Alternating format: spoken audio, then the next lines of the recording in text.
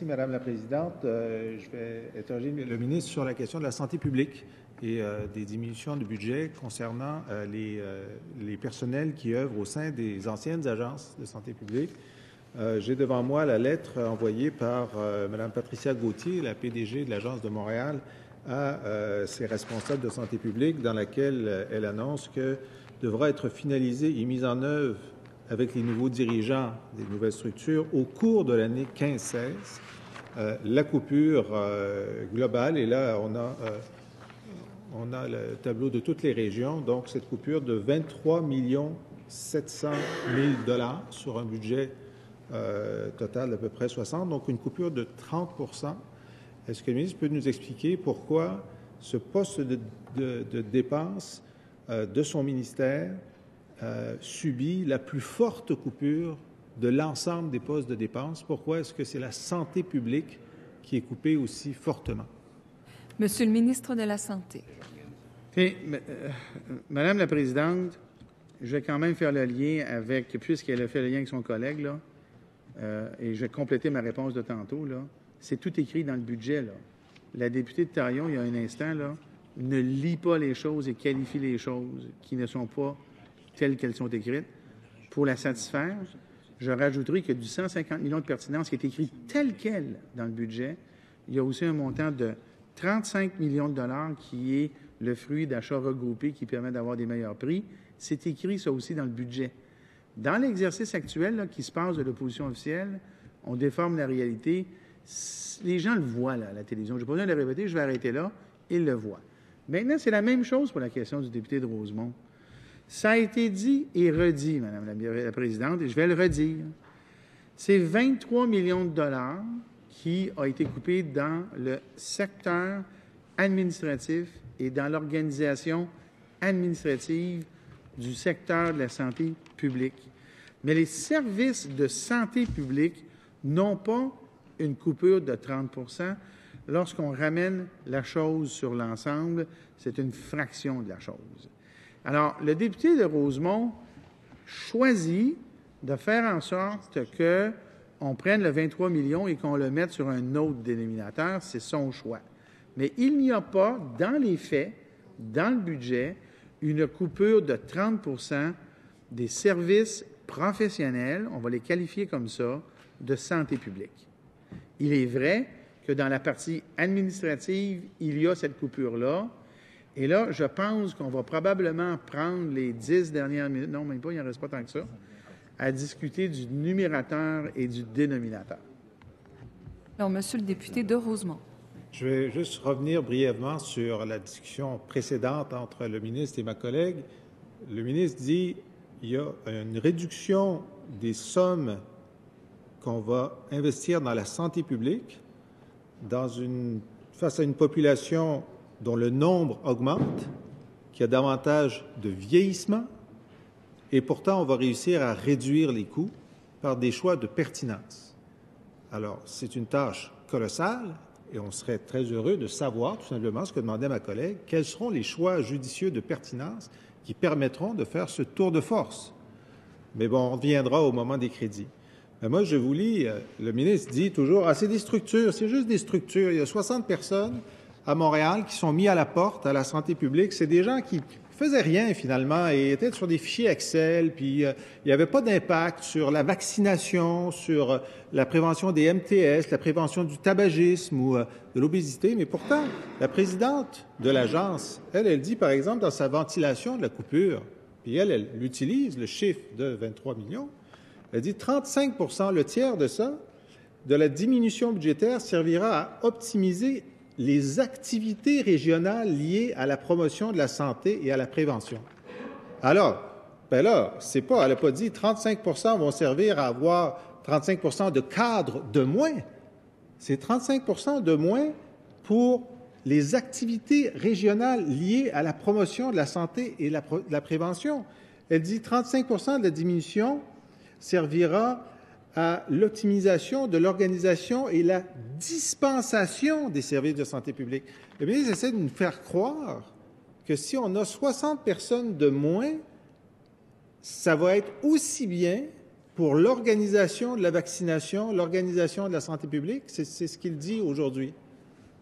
Monsieur le ministre de la Santé. Madame la Présidente, je suis très heureux de la question du député de Rosemont, surtout que le député de Rosemont, en commission parlementaire, nous a indiqué qu'il avait été le conseiller rapproché de M. Bouchard en 1995 lorsqu'on a mis le monde à la porte et qu'on a réduit les services à ce moment-là. Ceci dit, Madame la Présidente, je vous donne deux... Oui, je vais répondre à la question. Madame la Présidente, je vous donne deux exemples. Je prends l'exemple ici, là, un exemple simple. Là. Aujourd'hui, là, en santé publique, on produit dans chaque région du Québec un guide pratique en allaitement pour les médecins. Pourquoi ne serait-il pas plus pertinent, plus économique, plus performant de le produire nationalement? Prend moins de personnes, coûte moins cher. Je vous donne un autre exemple, Madame la Présidente. Le rapport annuel. Chaque région, aujourd'hui, doit produire un rapport annuellement sur les maladies à déclaration obligatoire. Pourquoi ce rapport-là ne serait pas fait nationalement? C'est un mot que le Parti québécois aime. Bien, c'est ça, les économies sur le plan administratif. Et ça demande moins de monde. Mais ça ne change pas le guide de pratique pour l'allaitement et ça ne change pas le rapport sur la déclaration des maladies obligatoires. Et je termine là-dessus.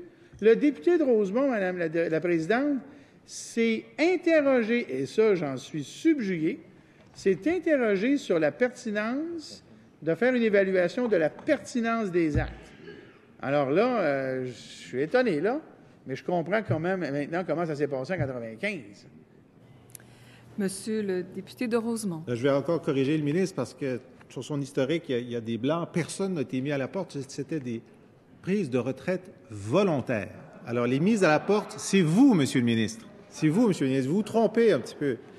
Mais là, moi, j'étais à la manifestation samedi des gens qui travaillent dans la santé publique à Montréal, dont plusieurs vont perdre leur emploi, dont la seule pharmacienne qui travaille dans la santé publique au niveau de l'agence, elle part. C'est fini, c'est la dernière.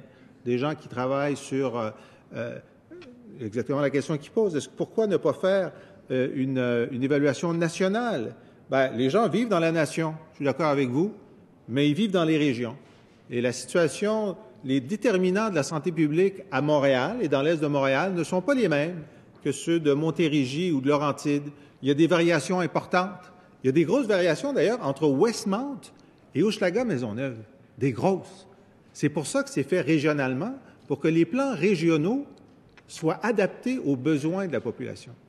Alors, est-ce que le ministre peut me dire en quoi réduire de 35 % à Montréal le budget qui sert aux activités régionales liées à la promotion de la santé et à la prévention, communication, soutien au développement de politiques publiques saines, organisation et évaluation des soins et des services curatifs, ça va être coupé. Maintenant, c'est des gens qui faisaient ça, là. Maintenant, ils ne sont plus là. Est-ce que c'est le ministre tout seul, dans son bureau, nationalement, qui va aider les établissements de l'Est de Montréal à voir quels sont les besoins et à définir les programmes de prévention?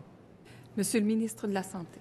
Alors, je suis content, Madame la Présidente, de constater que lorsqu'il revoit l'histoire, le député de Rosemont voit 1995 comme étant un parallèle à faire avec Stalingrad, où les gens traversaient la rivière volontairement eux aussi, mais dans des circonstances qui étaient particulières. Ceci dit, Madame la Présidente, j'informerai le député de Rosemont que la Direction nationale de santé publique ne va pas disparaître et que les politiques nationales qui peuvent avoir une application adaptée à certains quartiers ne vont pas disparaître, pour prendre l'exemple que le député de Rosemont a pris.